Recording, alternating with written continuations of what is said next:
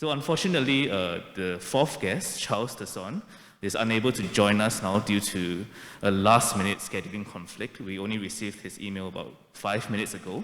So we'll just resume this conversation with the three speakers. And with that, I will hand over the mic to Silvia to take over this conversation. Thank you. Thank you. Good evening. Welcome to SGIFF Forum. Okay, tonight we are covering Asian cinema and its changing landscapes by learning from three influencers, two of them on stage here and one at the back. You can see him, right? So let me introduce. We have Eddie Bertozzi from Locarno. He is a programmer of the short and medium section of the festival, as well as the competition section. And Eddie is also in film programming. He is the head of the acquisitions department of Italian Distributor Academy 2, which has distributed Asian films such as Parasite in Italy. And then we have Kim Yong-woo from DMC, Documentary Film Festival in South Korea. He's also a programmer with Seoul International Film Festival and an advisor to Amsterdam's IFA. Before that, he has worked on a number of film festivals in South Korea, including Busan. He was there for 6 years in charge of Asian cinema. He was also involved in Asian Cinema Fund and the Asian Project Market. And with us virtually is Raymond Phathanavirangoon, co-founder of CFX. And congratulations, Raymond and CFX. This year, SGIFF will present a special award to CFX for his outstanding contribution to Southeast Asian cinema. Congratulations. Thank you. Raymond has been in acquisitions when he was with Fortissimo, and he has been a programmer for Toronto, Hong Kong, and Cannes Critics Week. He's also a producer, having produced Bu Junfeng's Apprentice, and more recently, Ron Howard's new film, 13 Lives, about the Thai cave rescue. So welcome, all of them. Right. I can see tonight our audiences here are filmmakers, some film students and film lovers. I believe you all have a burning question. How do programmers make their selections? So can they just pick what they like? Do they care about the audience taste and expectations? Do they have to worry about the box office? So what are the main considerations? Maybe we start with Eddie, because this year the festivals opened with Vengeance Is Mine, All Others Pay Cash, which is a top prize winner from Locarno. And the festival has also programmed quite a few Asian films recently, including some of the award winners, such as A Trip to Heaven and Red Annie Street. So Eddie, can you share with us what is the mindset of a programmer when it comes to Asian cinema? Well, it's a complex question answering how do you make a selection, because of course you go with your own taste, but I would never say that it's only your taste. I think that the main goal of a programmer is to make a commentary on the state of the art, on the state of the world also, and so you can not only follow your taste. What's more important to me is to say something about cinema and how cinema has been done now.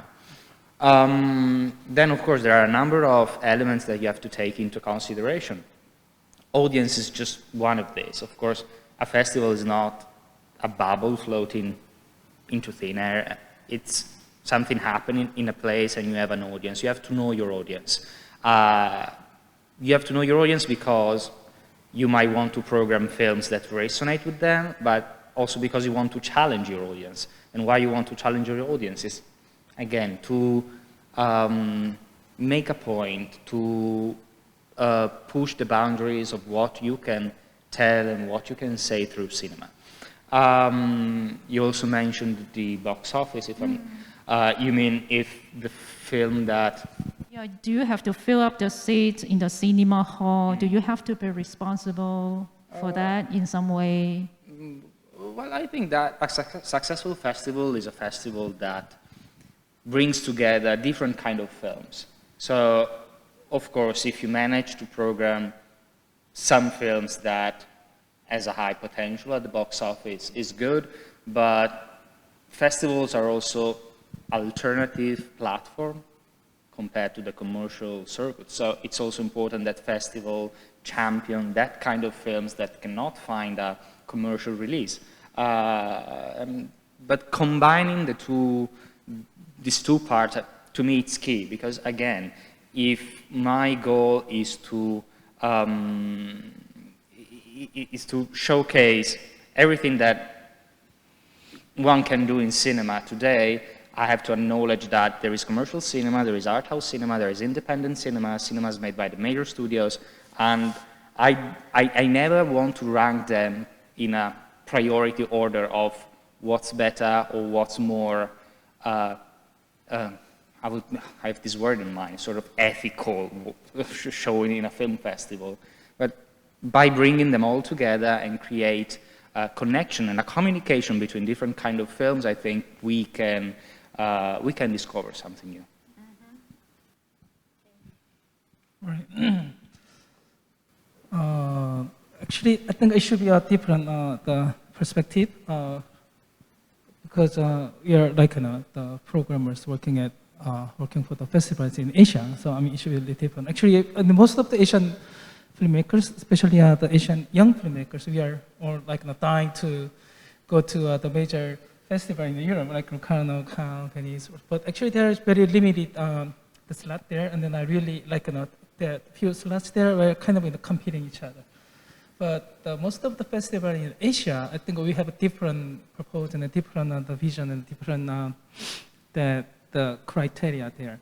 I think the most of the festival in Asia, we are the programmers. Actually, we are trying to provide the platform and then more like an opportunity for the young filmmakers to go on that develop their career or something. So actually, we do have more slots for actually most of the Asian, like in Busan, Jeonju, and Tokyo, Hong Kong. Actually, we do have more slots for Asian cinema. It's like an opposite, right? So I think we should have more the opportunities. We should offer more opportunities and then the platform to the young Asian, especially young filmmakers. So actually there are many elements and then many things we should consider during the selections. But from my experience, that I always trying to discover new face and then new talents from the Asian the countries. So I think that this is very important, especially the festival we should do here in Indonesia. So that what I'm doing is, I mean, pretty much go around like this, but because of the pandemic, actually we cannot, that much. We couldn't do that too much, but we pretty much go around and then collecting the information of short films and then some new project, like Raymond here, like producers, anything going on, good project going on or something. You keep trying to the collecting and the gathering information of a new project and the new names, new faces. And then we would encourage them to try the main stage in Europe or in the States or something. Then we are kind of provide like a second chance to show their works through the festivals or something. So I think that it should be good. I mean it's not just the personal taste or something. I mean as long as they're making good films out there. I mean of course we should take it, but not just that kind of beauty of cinema or something. And then we should also consider the balance, because Asia is big and then there are different stage at the developing stage, and then some countries are pretty much settled down the industry, but some countries still are the beginning of the developing stage. So we should give them a different criteria, standards there. So we are trying to make a balance between the industry and then art house, and then between some Asian countries, they're all different stages. So we are kind of trying to make the balance among those all the elements. Yeah, you have sort of touched on my next question. We talk about diversity a lot these days. Like ideally, a good selection should be composed of a wide range of films. But Asia is huge, it's a very big region. So some Asian countries are better represented than others. And not forgetting that we have gender parity and cultural parity that always come into play. So how do you make the balance? And you as programmers, how do you exercise your influence in making a more inclusive program for Asian cinema? Raymond, are you ready for this question? Yeah. Oh, so sorry, you're asking me. Yeah, well, the funny thing is, you know, like, because, you know, Yongwoo just mentioned about, you know, there's certain slots in the big European festivals for Asian cinema, and I'm not exactly sure I 100% agree. When I was at Cannes Critics Week, and of course because Charles Tesson is not here, and he was my boss, so I'm going to have to represent Semaine de la Critique a little bit for him. So when I first came on board in 2010, we had 3 Asian films out of 7 in the competition. And then since then, we've had a lot of years 0, some years 1, and the last year I was there, 2016, we had 2. And you know, the way that we work, for example, is I'm the Asian delegate. So what happens is I'm the one kind of on the ground in Asia. I don't do Korea, actually. That's Charles' territory. But the thing is, most of the others I do. And, you know, like, I do my best to watch everything. I really do. And because a lot of people ask me, do you watch a lot of films? And I always like, do you watch all the films sent to you? I said, yes, to an extent. You know, I would give it my best shot, but if the first 30 minutes is terrible, it doesn't matter if the next 1 hour is a masterpiece. We're not going to watch the rest of it, you know? So what's been great is that I've had very good conversations with the selection committee, especially with the head, Charles. And, you know, my job is to nominate films, really. And I always make it clear that filmmakers can still actually submit their projects, their films, if I don't nominate them. The only difference is that they have to pay entry fee. And if I like it, then they don't. But the main thing is, you know, I'm very honest, and sometimes my job as as somebody recommending films is, I don't just choose films that I think is going to get in, because a lot of times there are films that I'm like more hesitant, or I think there's some merits, but I don't know 100% if it's going to be for them. I still recommend it, and sometimes they get in, and I think that's, you know, it's my job to basically give them the best selection to look at, rather than just kind of say, oh, I don't like this. That's not really a job of a programmer. And like what the others said, you know, we try to balance it out with, you know, different genres, different kind of audiences, and like you talk about gender parity and things like that. You know, it's it's extremely important to have different voices, and the background of the filmmaker is important and is included. And sorry, we will continue the conversation with Raymond for a short while. So we were talking about a more inclusive selection for Asian cinema. So what are you guys' view on that? How to make the balance? Well, that's really a tricky question, because I do agree both with Yongwoo and with Raymond. It's true that there's not a fixed quota for Asian films, as there's no fixed quota for films from anywhere in the world, but it's also true that there's, in the end, a limited number of slots that you are giving to Asian films. And it's also true, and it's kind of said, and it's changing, luckily, that sometimes from a European perspective, Asia is one big thing, okay? So but it's not.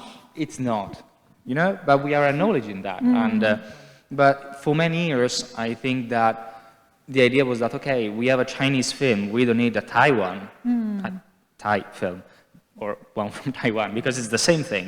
Of course it's not. And things are changing, and there's more awareness towards that. One very practical thing that we in Locarno, but in many other festivals, we are doing to ensure a visibility, ensure diversity, or anyway acknowledge this difference, is that people watching submission from the Asian countries are different people in the team. It's not like that there's one person that is getting all the Asian submissions, but someone is getting the Chinese films, someone else is getting the Japanese, and in this way it's like, you know, if you break down the Asian continents into all of its parts and different people are in charge of watching them, it's like, you know, it's not one thing, it's many things. And so when the different members of the team put forward their selection from their respective country, we are discussing them as films coming from different countries. And I think that that's a very practical example, but to me it's a way to acknowledge that there's a difference, and this difference must be valued. Do you usually have a quota for Asian films every year? No, there's not a fixed quota. So if it's not good, then you don't have anything from Asia at all? No. It could be that way? I think it never happened, and it will never happen. Also because a festival, which is called an international film festival, has the responsibility of showcasing films from all over the world. And Yong-woo was rightly saying that not every country is at the same level of film industry development. So films coming from certain region of the world are, I would say, structurally weaker than others, but that's something that I keep on repeating every time. As a programmer, my goal is not to find a film that is beautiful. My goal is to find a film that is interesting.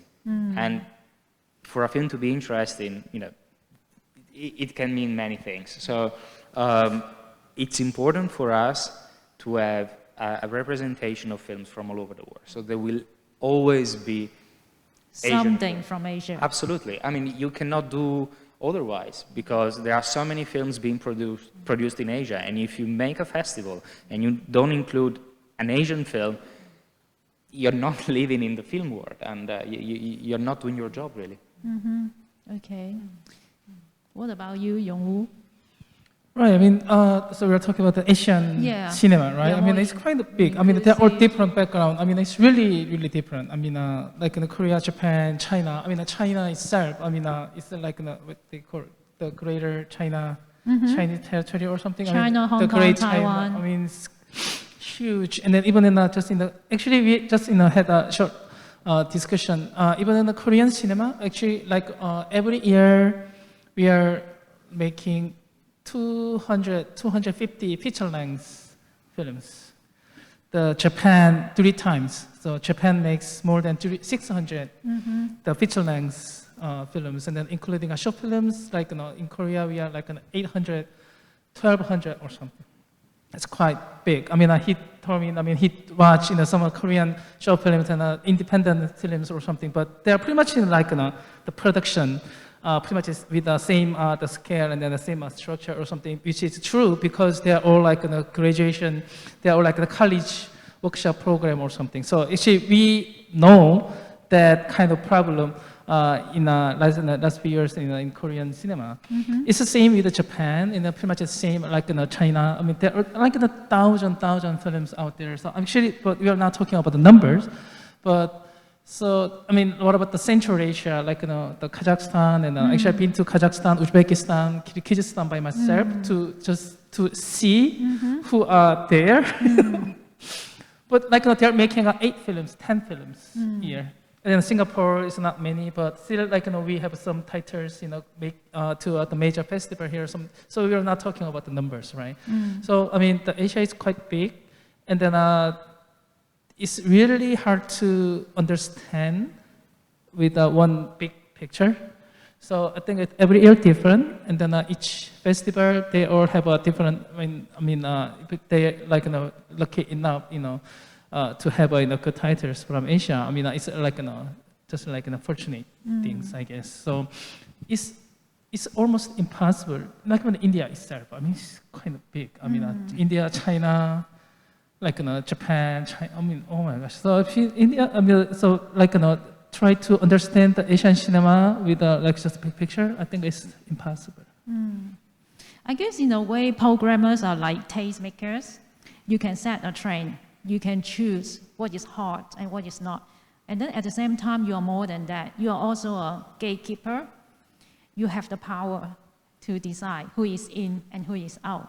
So do you see yourself as a tastemaker, Putting too much responsibility on or us. something else? So how do you exercise this kind of influence, in shaping Asian cinema? Gatekeeper, yes. Gatekeeper. Well, in a way, yes. I never thought of myself in these dramatic terms, actually, but I see what you mean. Like, by the very fact that you are selecting this film and not another, you can change the career path of somebody. We are again back to the first question: how do you make a selection? Of course, it's very subjective, and so a film that gets rejected by Locarno, it doesn't mean that it's over. It can have a possibility somewhere else, because the eyes that are watching that film in another context are different, and they are looking something else. So, in general, when there's a no, I don't feel like I'm like a death sentence to somebody. It's just like, it's not for me, it's not for us. I don't know, it can be very general to put it this way, but as far as I'm concerned, I'm always looking for something that kind of surprised me. Like, if you look at the history of Asian cinemas in the plural, of course you can recognize many trends.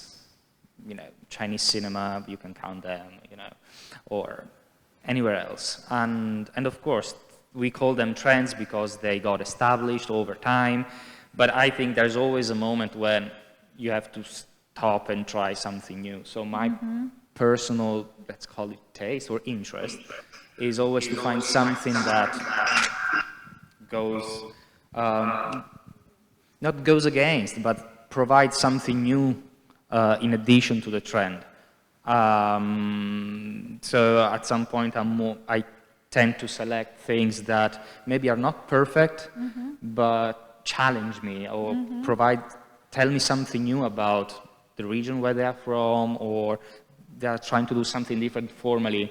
I prefer that compared to a film which is perfectly made, but that I feel that I've seen many times before. But again, this is how I see my work and what I prefer to put forward. I don't know if it's the same for you or... Tastemaker, gatekeeper? No, I don't think that most of the festival, the programmer in the festival, in Asian festival, a little different, because actually we are showing a good number of Asian titles. So it's not like gatekeeper. I think we are more like a doorman standing at the gate and ready to open the door, holding the door for you guys. And then whenever you guys get ready to enter, and then we are trying to open the door for you guys. Open doors, kind of. So, I mean, but basically, yes, in a way, we are working as a gatekeeper, but it's not like, we are like, rejecting it. I mean, I think we are trying to support, and then not just in the watching films and then selecting films. It's not just about the selection process, and then we're trying to give more opportunity and then information about the festival, like Locarno, it's a major festival, and then the project market, whatever something in the middle of the production or something. I think also programmer like trying to share some information, and then give like some kind of information about the festival, the dates, and then their taste, whatever something could be a stereotype or pre-assumption or something. But we are also doing working with the filmmakers closely, and then trying to give them information and some sharing information. So it's not just about gatekeeper, but also we are kind of supporters. Let us welcome Raymond back. Hello. Raymond back. You can see us, you can hear us. someone really didn't like what I was saying at Zoom, so I got kicked out as a result. So we were talking about programmers as tastemakers and game makers. So who are you? Which one is you? Well, I mean, you know, in many ways, the stuff that I am currently doing at CFX is not super different in, you know, the way that I think when I was programming for, you know, some of these festivals. And I tend to kind of come a little bit more similarly to Eddie's kind of views, mindset, which is that I'm really looking for new voices and new, you know, mise-en-scène techniques, people doing something that, you know, not necessarily is been done before, but is also very authentic. And I think that, you know, we have to balance many things. And I think the slight difference sometimes is, of course, you know, most of the European festivals are mostly programmed by Europeans, where I think, you know, it was, you know, and our job as the Asian delegate per se is to kind of like also give them reasons. There are certain films that I will be very honest, do very well as Asian films, and they travel very much to European festivals, but personally, I don't like some of these films because they're not made for Asian people. They're kind of like, how do I say this in a more charitable way? They're just selling for, you know, they're selling to Westerners as an exotic item, quote unquote. And one of the things I was extremely grateful about working at Samen is, luckily, Charles agrees with me on nearly every single case like these. And whenever he says, well, I kind of think this way about this film. I'm like, oh, thank God. Because I've had experiences where this is not the case, where they're like, this is a great film. What do you have a problem with it? Well, for Asians, this is, you know, and then, you know, like this is like poverty porn or whatever. And they're like, oh, whatever. And they just kind of ignore that. But I think that it does require also festival programmers and festival heads to have a much wider worldview and also to understand things in a more sensitive way and to not program things that in some ways are, I don't know how to say this because maybe this is a personal thing for me, but I really don't like poverty porn. It drives me absolutely insane. And, you know, and a lot of films do very well like that. And I'm not saying that there's no space for this kind of film or whatever, you know, and in fact, you know, in the early 2000s in Philippines, I was one of those programmers who basically chose some of those films. But after like 3, 4, 5 years, you start to wonder, okay, is this becoming like a manufacturing line rather than something authentic? You see what I mean? And I think that's where things start to bother you because it becomes like they're just copying a certain formula. And that's the thing that I've always really very wary of, and that's why I'm always really looking for something new. And that's why, like, I'm sorry, just to go back, the background of the filmmaker is important because you know, we don't usually have a quota, and even at CFX, actually, we don't have a quota. Even though this year, for example, we have, you know, literally one heterosexual filmmaker out of the 5. And I think that's fantastic because I really like that, but it was not done on purpose. We didn't say we have to give 2 slots to women. It's because we're fascinated by their backgrounds and what they have to say. And I think that that's the most important part is, are there people doing different things with their voices and how much we can help them? And like Eddie said, you know, like, we're not looking for perfect films. We're looking for something that we haven't seen before. That's personally my take on it. All right. Can we talk about some of the influential trends in recent years? What are the trends, the most recent ones in Asian cinema? Southeast Asian cinema. Yeah, sure. Right. Yeah. That's true. Yeah. That's one of my questions. I think Southeast Asian cinema is trending, right? You know, I have a problem with defining Southeast Asian cinema or any other regional cinema as trendy because when we say that this kind of cinema is trendy or fashionable, I don't know, for me it's like reducing it to an object, sort of you know, a disposable commodity that it's fashionable this year, it will not be next year. So, and you know, if you look at recent history of cinema, there have been regional cinema that have been fashionable for a while. If you think about, you know, Chinese cinema from the mid-80s throughout the 90s, it was super fashionable because it was something exotic coming out of nowhere. And this idea of being trendy and fashionable is often connected to the idea of the exotic, which is a very, of course, Eurocentric, colonizing way of looking at things, of looking at cinema.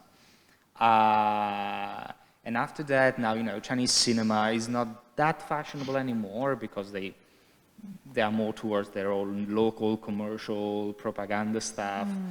And then you have, the Southeast Asian cinema. It started with Apichatpong, and, you know, you have this beautiful film in the jungle with some magical things happening. And then, you know, other directors followed that path.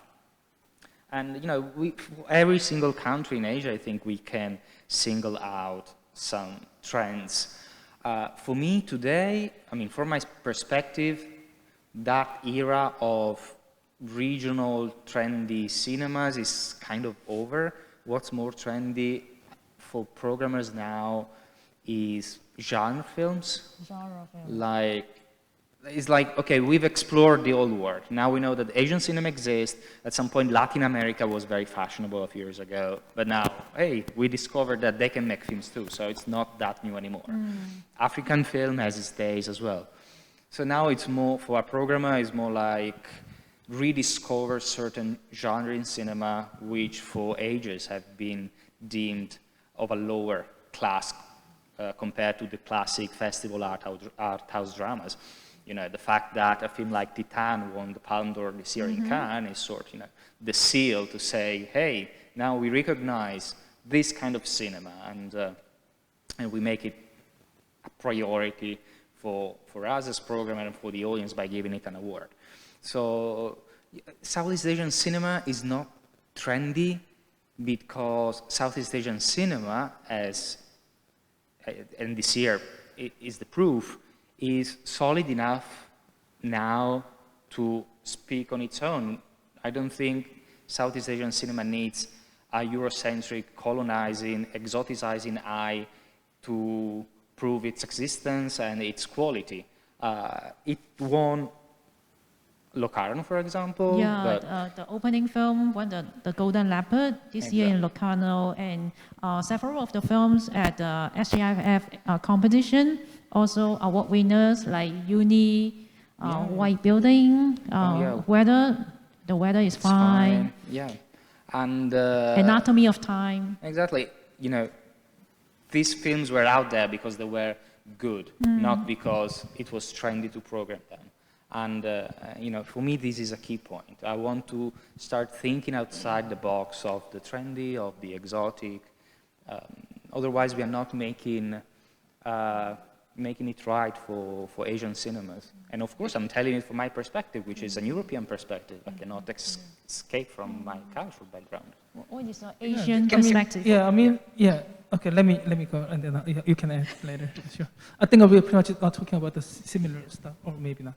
But actually, I don't know, it's like one of the trend or something. But I mean, like in the last decade, actually there are like a couple of very interesting things. I mean, happen in Asian, especially ASEAN countries, of course. Actually, look at this the selection of the festival, the competition titles. I mean, they are pretty much one like the winners from the major festival or something, but not just for the like this kind of the titles. It's really good selection actually, the ASEAN the title this year. But like in Indonesia, I mean that industry, the film industry is kind of exploding now, and then Vietnam, and then some other the ASEAN countries. Because of from the support from the government, I don't know, and then some organizations, and then CFX, like no support from the government. Okay, I'm sorry, but this kind of the program like the CFX and then the production, the project, the developing stage. I mean, I think it's gonna take another workshop to. Why some interesting things happen there. I mean, maybe Raymond doesn't agree at all, but anyway, this kind of some interesting the number wise. I mean, from the Vietnam and then the Indonesia. I mean, we see like a lot of young filmmakers. They're making the the fictions and then some documentaries.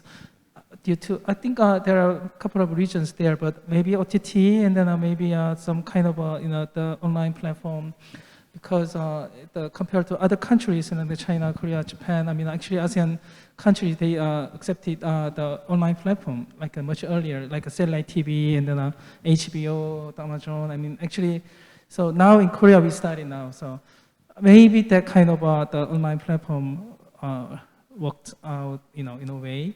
So I think I can pretty much tell a lot of interesting things going on compared to other countries. So that I think Raymond can add. Raymond was trying to say something, right? Yeah, I just wanted to give a bit of a counterpoint to what Eddie is saying, is because I don't necessarily think this, idea of like quote unquote trends or new waves is necessarily bad, because, and it's not necessarily Eurocentric, because look at what happened with the Romanian new wave. And the reason why we don't talk about Romanian new wave is because it's not a wave anymore, because they're so consistent, like Collective, like Touch Me Not, like all the major Romanian directors that are consistently making films. The question, I think, better is how do we make a wave or a trend to become permanent, like what the Romanians have done? And that's the one thing that I think is still problematic in Southeast Asia, because we've had many waves. Look at the early Filipino new wave in the late 70s, early 80s, with, Lino Brocka, and, Himala and all these like amazing films. Then of course the Thai new wave in the late 1990s to early 2000s with like Nonzi Nimibut and Penek Ratanaruong. The problem is they're not sustained. And I think that that's the main issue, and one of the reasons why I created CFX is because they are great talents, but they go away mostly because of lack of support, and not because the filmmakers are not talented that they disappear. So the question is, how do we sustain people and sustain people making these kinds of films? And that is always the hardest part. And this is one of the reasons why CFX and what I've been trying to do is to do a lot of advocacy, and also to be pushing a lot of, not only governmental agencies, but also, like others, to create more ways to sustain the larger industry as a whole. I think that's the only way that we can stop things from becoming a trend or a wave and become permanent, like what Romania has done. So that's just my view. Yeah, perhaps you can tell us a little bit more, how do you support new directors? I know CFX has selected about 20 projects since 2017, and you get to work a lot with young filmmakers. So what do they actually need, and how do you help launch their careers? Well, one of the things that we did in 2015 and 2016 before we launched CFX was, I didn't want to come in with a mindset that, hey, I know better than all of you, come to my lab and you'll find the right way to do things. I didn't want to necessarily impose things.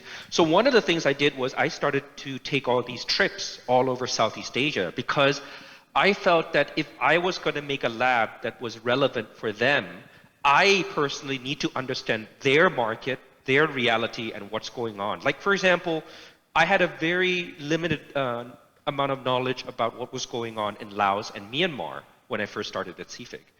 And it was extremely important for me to know what they're going through. And that's the thing, it made me understand very quickly how different each market is.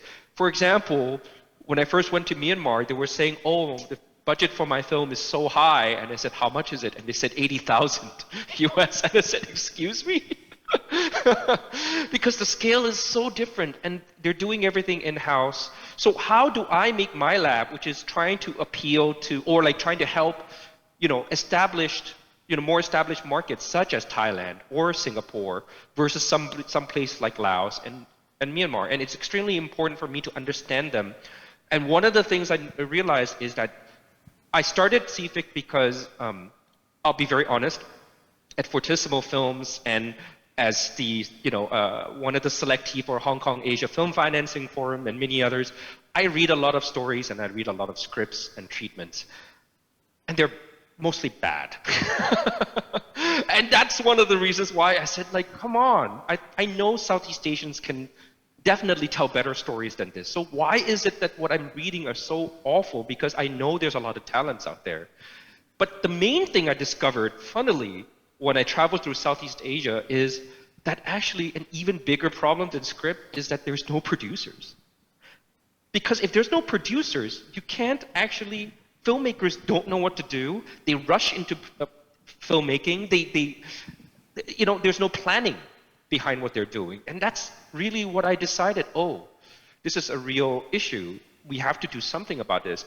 And I think since, of course, you know, like CFX, you know, when we started, you know, talking to everybody in 2015, there's been many initiatives, including at SGIFF, because now you guys are doing Producers Network.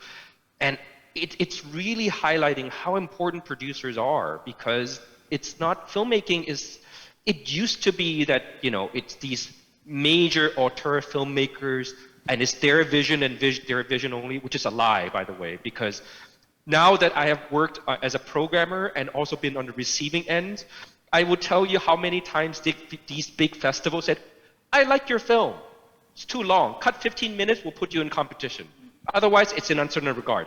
I cannot tell you how many of, it's not just Cannes, there are other festivals who do it. So sometimes they do it even to some of the biggest directors. I will not name names.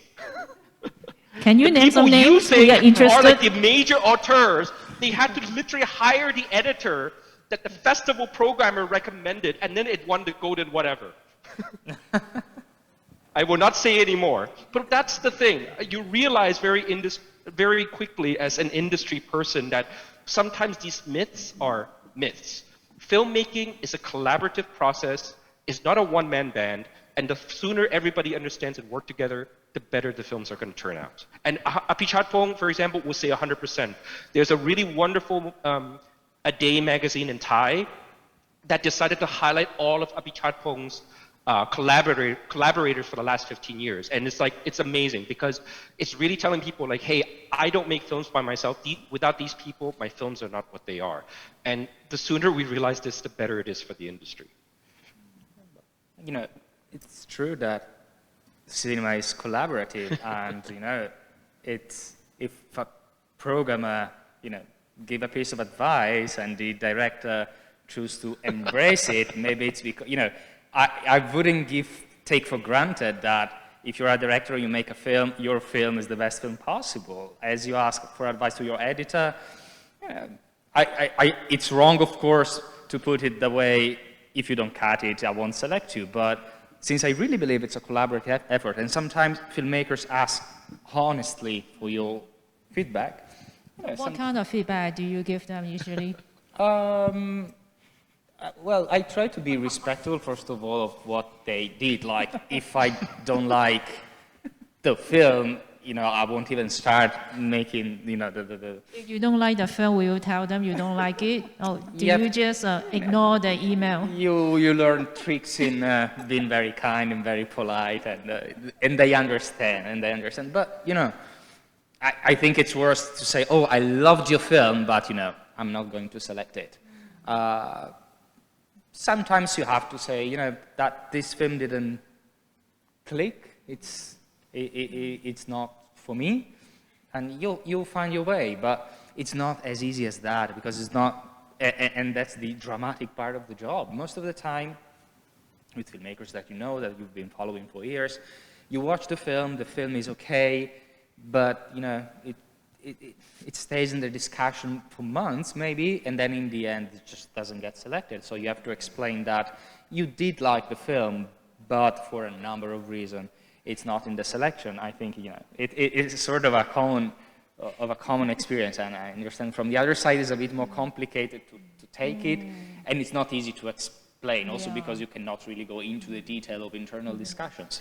But I'm not saying that you have to be brutally honest 100%, but if they genuinely ask for your feedback, you know, I give the feedback, of course, but saying this is my opinion, you know? It's not, if I say that I like it, if I say that I don't like it, it's not the word of God, and subjective again. It's always hard to reject someone, right?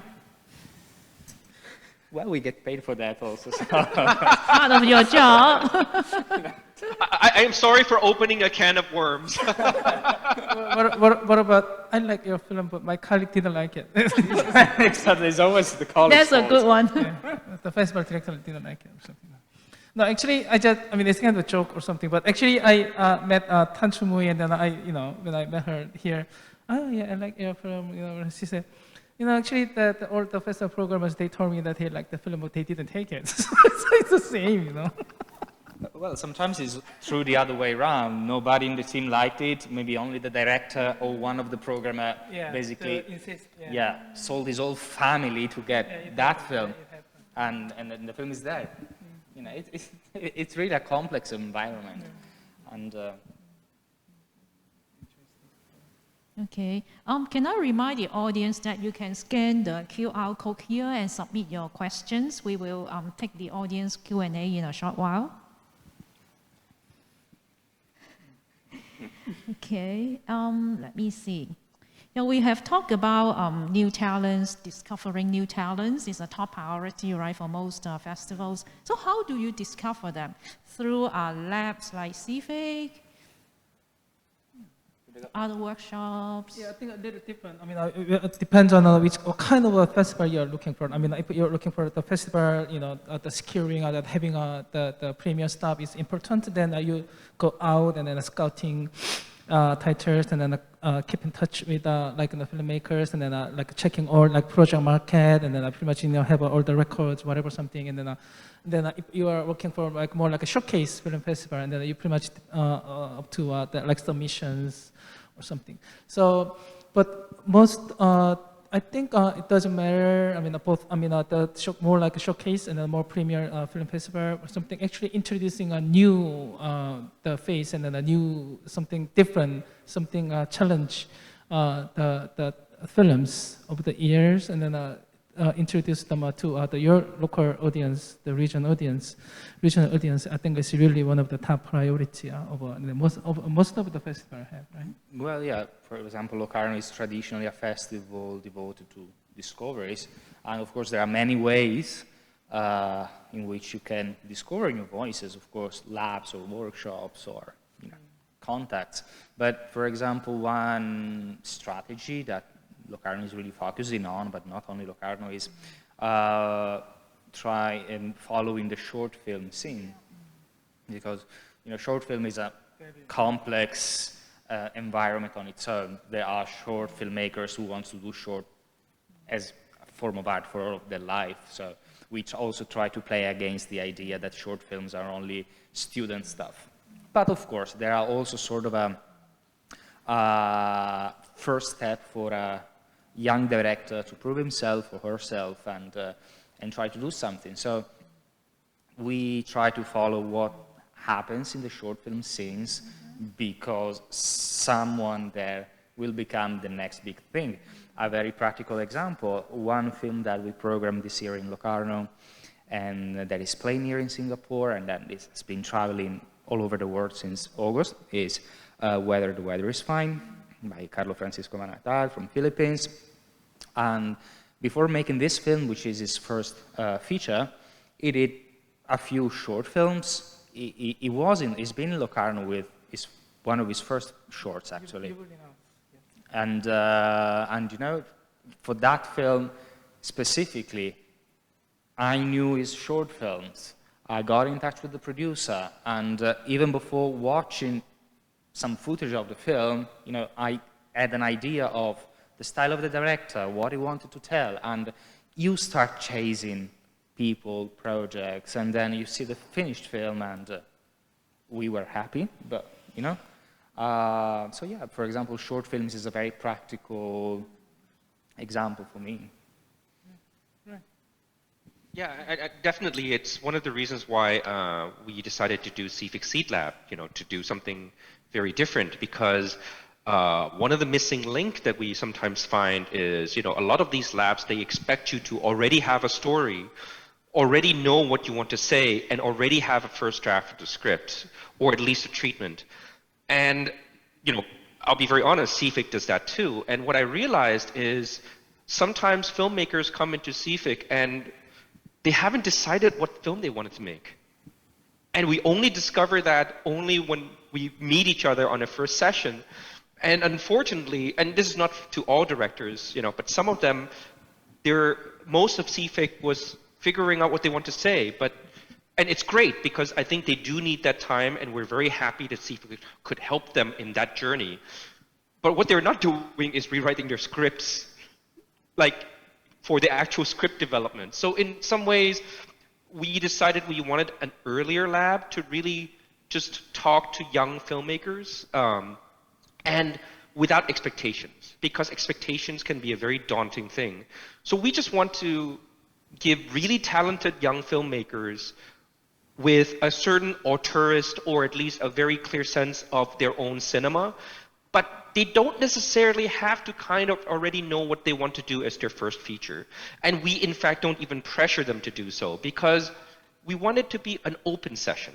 We just talk about what they're interested in, and hopefully within those sessions, if very good ideas come out of it and a very clear conviction, then they can start developing that. But it's really a bit of a pressure-free situation, but it's really the missing link because too many filmmakers either, a director from the Philippines told me that, they had their short film, and literally by the third short film, they said, oh, just make a feature already. And then that person was like, well, I'm not ready. And so they kept on submitting more short ideas, and everybody kept on telling to change the short idea into a feature. And I think these kinds of things can be very destructive to a filmmaker's creativity because you shouldn't push them. They should be ready to do what they need to do. So hopefully without those kinds of pressures from where they're from, at CFIC they can really just develop very freely. And hopefully as a result, the first film is going to be much, much stronger, and they will become much stronger directors in the process. And I think it's quite a unique lab as a result because there's not a lot of places like this, but it's really that missing link that I feel that people don't really talk about, which is that what kind of filmmaker do you want to be before you start working on your feature-length film? What is it that you want to talk about really? What would they say usually? Well, I mean, part of the selection process is a pretty long, nearly hour-long interview with all the shortlisted filmmakers. And this interview is extremely important because it's less about the quality of their works, because I'll really be honest, the selection this year was really tough because, and I'm very glad because there's so many talented short filmmakers in Southeast Asia, really a lot. And some of them I have never even heard of. And I saw the shorts like, oh my gosh, what are these? These are really fantastic, and I don't know who they are. And so it's the selection then is like, are you going to select it based on your taste, like which shorts you like, which is not always fair. So the interview is very important because we want to see that they are looking for something and they have a clear desire to explore certain ideas, and they're not too early or too late. Because some filmmakers, I just tell them, you should just go to a script lab. You don't need CFX Seed Lab. You already have an idea for a fiction film. You're already kind of developing it. Just go ahead and do that. You don't need to. Or some people are still kind of like, they don't even know what they're doing exactly. Then I said, okay, maybe not. We have to see a clear trend in the shorts that they have a certain thematic or filmmaking mise-en-scène style for us to really kind of like think, okay, maybe this director's ready for the next step. We have got a couple of questions here from the audience. One of them from Chin Wang. Wave? Who is that? Chin Wang? Oh, over there. Okay. Your question is, are Singapore short films still relevant regionally and internationally today? I'm very glad to say that they are, indeed. And again, a practical example, in the international competition for short films in Locarno this year, we had 2 short films from Singapore. So the international competition is 20 titles, 2 were from Singapore. Just to give you an idea, we had only 1 from France, only 1 from Italy, 0 from the US. So, statistically, it's a lot. Also because, if you see the numbers of submissions, the number of films that you can receive from Singapore is limited in a way.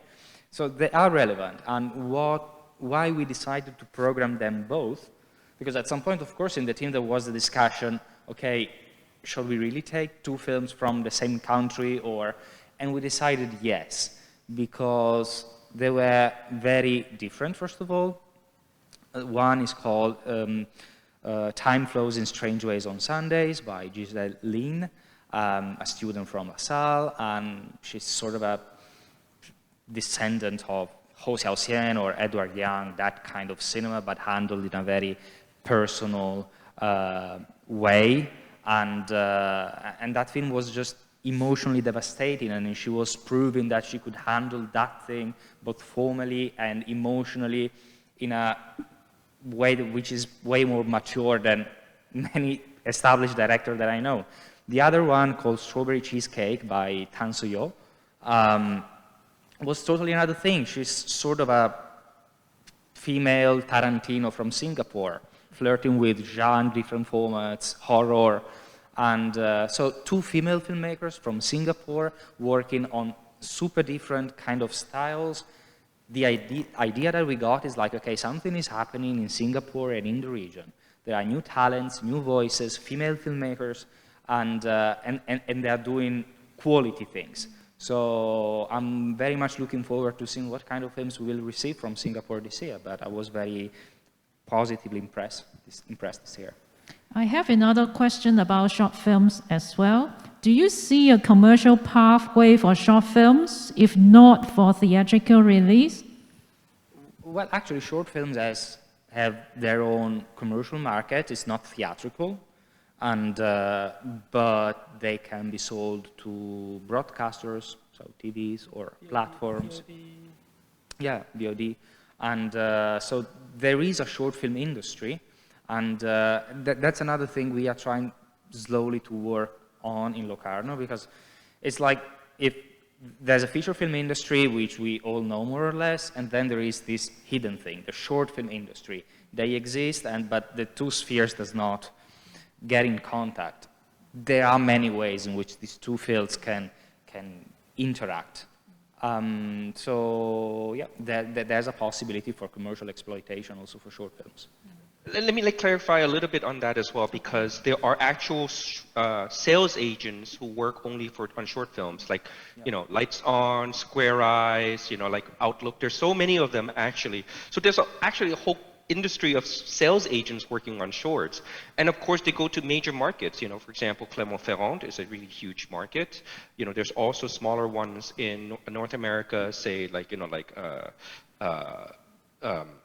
Woodward Short in Toronto and others. And then I think that, you know, there are definitely clear markets for them. It's just that, you know, once you're established, for example, if you are in competition as a short filmmaker at some of the major festivals, like I've had a director ask me, he's like, oh, how do I find a sales agent? And I said, you don't have to find them, they will find you.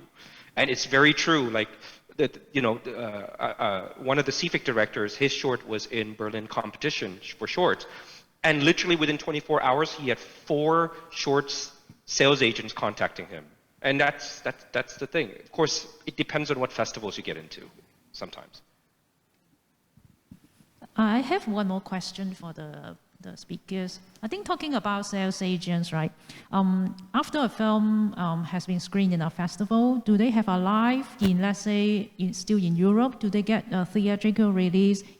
Eddie, coming from also from a distribution background, can you share with us what is it like in, let's say, in Italy? You released Parasite in Italy before, and some other Korean films.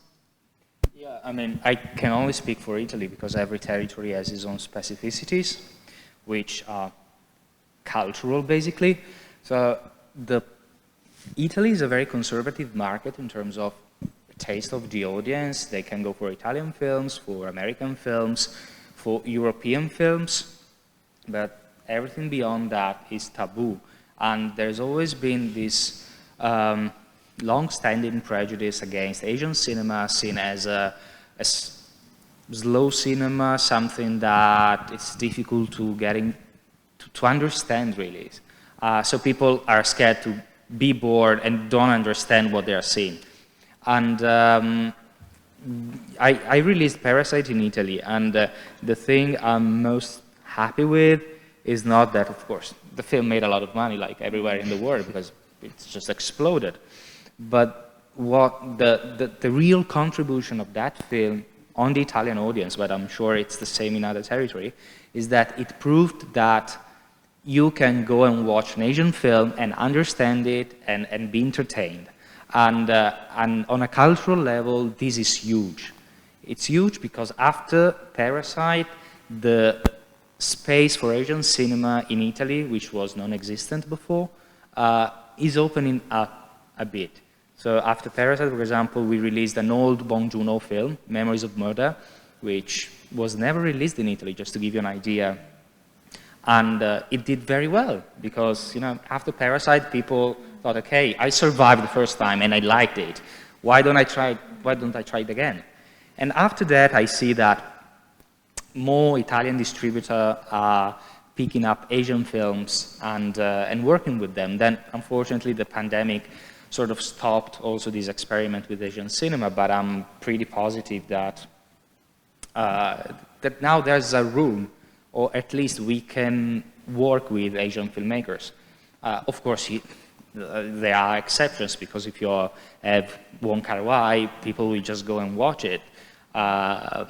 If Koreda wins the Palme d'Or, people just go. But with all of the others, it was very tough to convince people. It will still be tough because cultural changes that don't happen overnight. But thanks to Parasite, things will change, I'm sure. What about in Korea? Do you get some Asian films in cinemas? In Korea, I mean, actually, I had some couple of opportunities talking about the diversity of the Korean box office. Actually, side-wise, I mean, it's in the Korean box office, really big. It's like, it's big size, like big money there. But actually, that diversity there, Korean box office, we are like hopeless. I mean, we have only Korean films and then Hollywood films. Actually, most of we have a very small, it's a more like smaller than niche market. I mean, we have a very small, the audience for Japanese films, the typical, the Japanese commercial films with big stars. Very small number of audience, and then a couple of Taiwanese, the typical that the youth drama can a couple of times like successful, but otherwise, I mean, we never had like an ASEAN titles theatrical release. I mean, usually like some companies still trying to introduce like some titles like Bad Genius. It didn't work out in Korean box office. Even some other big titles like Kurosawa Kiyoshi never worked out. We are not even buying the Chinese titles, like even Jiajiangke. There's no chance for the box office. So I mean, kind of accessibility. I mean, now it's really hopeless. And then actually that we are all I mean, and then also for Korean independent films, actually we have a very small number of the cinemas available now. So I mean, we'll see. I mean, we are talking about this kind of a topic a lot. So this kind of accessibility to the Asian titles is kind of hopeless. I do agree with Yong-woo, but I want to give you at least one slight sliver of hope, and that is Rangsong, The Medium, which is the top 10 box office hit in Korea, and as a Thai film. So I was going to ask The Medium, Ban Jong's new film. Yeah, because it's such a big hit in Korea. It's Na-Hong-jin and Ban Jong. Actually, it's kind of a co-production. The Na-Hong-jin as a producer and then Ban Jong as the director. Is it considered a box office success in Korea? It was okay at the box office, but in Thailand it didn't. It was okay in Thailand. Now it's releasing. Yeah, Thailand very good. It's huge. Now, right? Yeah, huge. Yeah. But the thing is, because you didn't know about it because it just opened like 2 weeks ago because of the pandemic. Right? Yeah, and it's already, I think it hit already 100 million in Thailand. Yeah. Korea was okay. Like, I think the first weekend it was the box office, the #1 box office. But the second week it's good number, especially during the COVID situation. But it's pandemic, it's a good number. But yes, because of Na-Hong-jin, he has some. So maybe still a good number for a Thai film. Wow, So I you were never saying- you were thought saying about. It's bad I think I don't know. genius Actually, didn't in do that Korea they well. promote it like it's Nahongjin, you know, whatever something, because Nahongjin has a Right. like it's some reputation there. So Yeah, but I think this is a trend though, because, you know, like this year we see a lot of these kind of collaborations, and I'm really happy about it because there are more and more co-productions Yep. between Southeast Asia and, say, Korea. Like, for example, Wong Kar-wai produced Bas Pupuriña's film One for the Road and one in Sundance. Jia Zhangke produced White Building. So a lot of these major Asian directors are starting to produce Southeast Asian filmmakers, and I think that that's something that I'm, you know, kind of like, I think it's an exciting new trend. And if it means that it can bring certain box office for films that normally wouldn't for Southeast Asian filmmakers and expose more people to them, I think that's fantastic.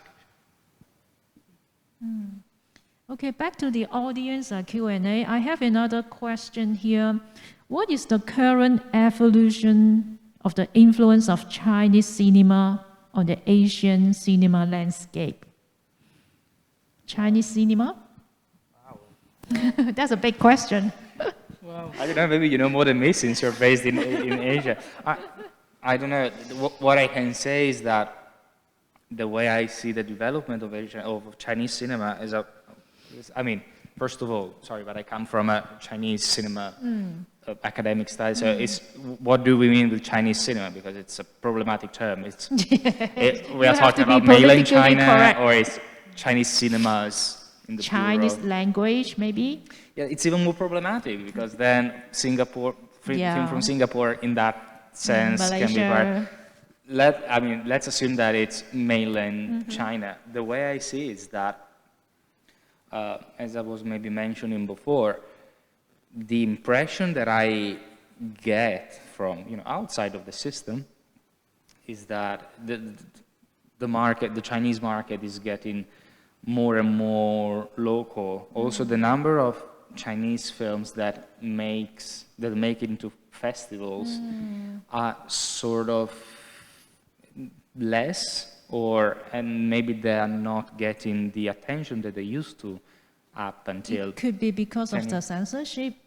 It takes a long well, time to Yeah, get of course, past. the censorship is something, but it's also the way they are, also through the censorship, organizing their own market. So at the end of the day, most of the production are meant for the local audience, and they are not supposed to travel abroad.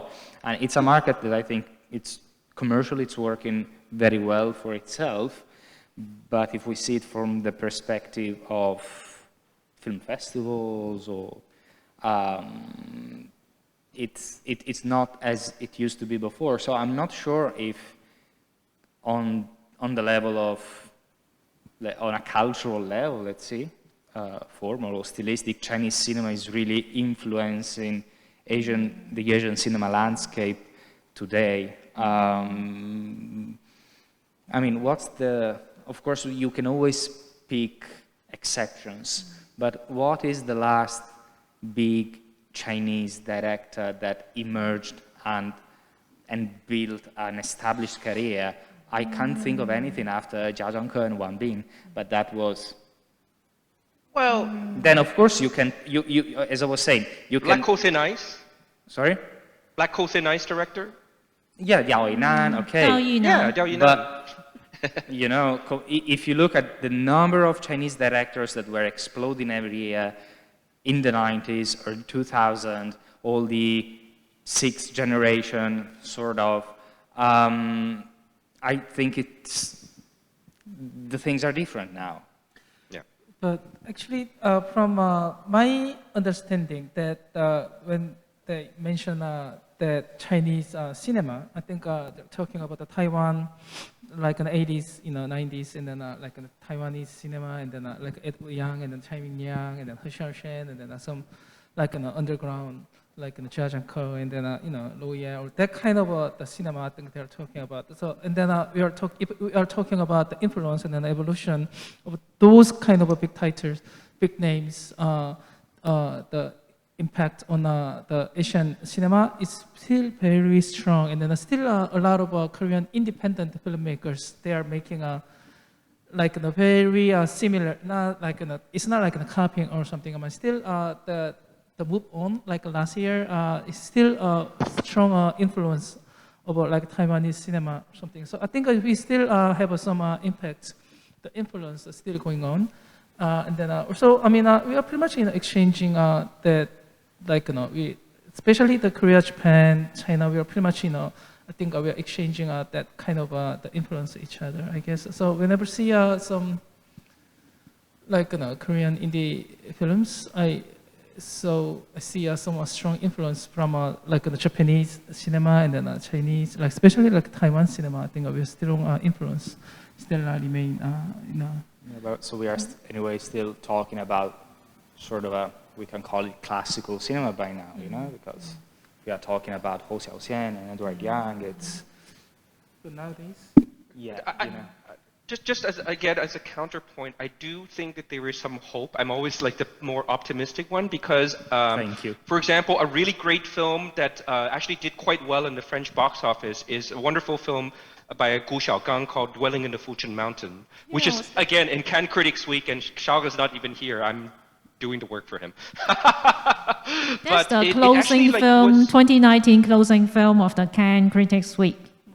Yeah, so after that, he had a theatrical release in France. And it did quite well. ARP basically released it, and it did a lot better than they expected. And I think it's a great film. And I think that, hopefully if these kinds of films are starting to be shown in France and they're doing pretty well, hopefully more markets will open up to them and there will be more filmmakers like this. And of course, there's others like, The Elephant Sitting Still. I think there are people doing good stuff, but I just hope that they don't do crazy things like committing suicide before they become successful. I hope not. Another question here from the audience. How do you envision an ecosystem with the current pandemic and the influx of VOD streaming services with regards to Asian cinema? That's very technical also. I mean, still back to what we were saying about Parasite, etc. At least in Europe, there's a big demand of Korean content at the moment. So if you think of the worldwide success of a series like Squid Game, I think that, goes in that direction. And as far as the pandemic is concerned, everything is so unpredictable that it's we can make a lot of hypotheses, but I mean, last week things were different. Now we are in a new phase of the pandemic with a new variant, and we didn't know until last week. So I think it's still a bit too soon to make any real prediction of how the market will go with the pandemic. I mean, for my case, actually, some good friends of mine, they all moved to the OTT company in Korea. So I mean, they all left festival, industry or something. I mean, so they are working for the OTT because now we have our domestic OTTs and then some CJ. They have their own OTT and they put tons of money on it, and then Netflix or whatever something. And then these kind of things.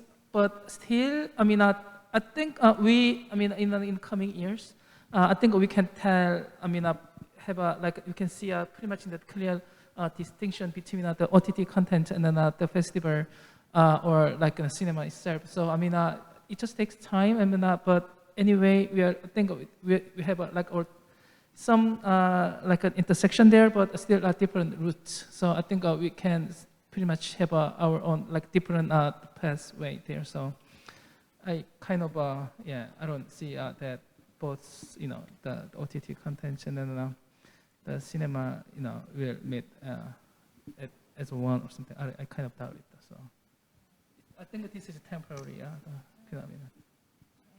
Another question from the audience. The recent Golden Horse Awards and Festival was a success in Taiwan and has been consistently showcased great films and documentaries. And why has Singapore seems not to have any partake in the festival? I don't agree. I didn't study for this one. I don't agree at all. In fact, there's, you know, there are quite a lot of, you know, Stranger Eyes, which is a project. Yeah, it was in, I the think Golden we Horse can, FPP. It won a prize. like not every Yellow year- Yellow, West Season, and even the number one last year was nominated for Best Actor, and Land Imagine won some awards as well, but maybe not this year. But I think this year is because there's not a lot of films coming out in Singapore due to the pandemic. I'm not really sure you should use this year's Golden Horse. I mean, I watched the awards, you know, and, you know, I was curious, but I was not surprised with the prizes. Of course, Zhong Wong Hong was going to win. I mean, that's very clear. But, you know, it's, and I mean, like, if you want to talk about diaspora, I mean, you know, Terrorizers, which is by He Weiting, Ho Wei Ting, he's Malaysian. So basically, like, you know, I mean, there's a lot of Southeast Asian representation in Golden Horse this year. I think there's a short film nominated from Singapore. Right. And yeah, quite a lot of the short films, also by a Myanmar Taiwanese director. I forgot the film called Rule Number something. It was nominated for Best Documentary Short. Like there's a lot of Southeast Asian representation in Golden Horse this year, both in the FPP and also in the awards. Sorry, I'm half Taiwanese, so I have to represent. Right. I think we have to wrap up the panel pretty soon. Do you have any advice for new directors who are starting out their career? It's me again. I don't know. The piece of advice that I always try to give to new directors is that, besides, of course, focusing on the work and find their own voice, it's key also to create that network. So I always invite them to participate in festivals, panels, you know, be in the context, because it's the only way you can meet people that can be instrumental to your work. You can find a producer, you can find someone who gives a piece of advice, you can meet programmers. And of course, if you don't have the talent, if you don't find your voice, if you don't make a good film, you will never go anywhere. But that's not enough. I think that building a network is key. So this is a very practical piece of advice that I always try to give.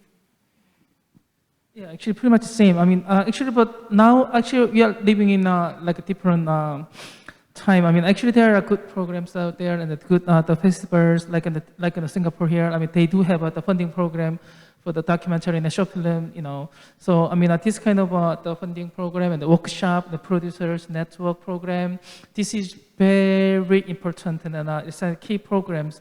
Actually, you should attend, and then you know, actually stay like a big context. I mean, stay in like, you know, keep in touch with this kind of program and then getting information, and then CFI here. I mean, so actually there, like, you know, compared to 10 years, 15 years ago, I mean, it's different now.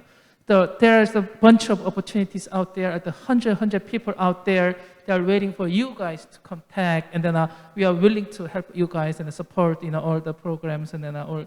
Like in Singapore here, on the International Film Festival, is becoming a more like the important platform for like Southeast Asian filmmakers. I mean, so this is kind of, you know, the program workshop. If you guys come and then attend more, and then this platform is, you know, becoming bigger and bigger. So.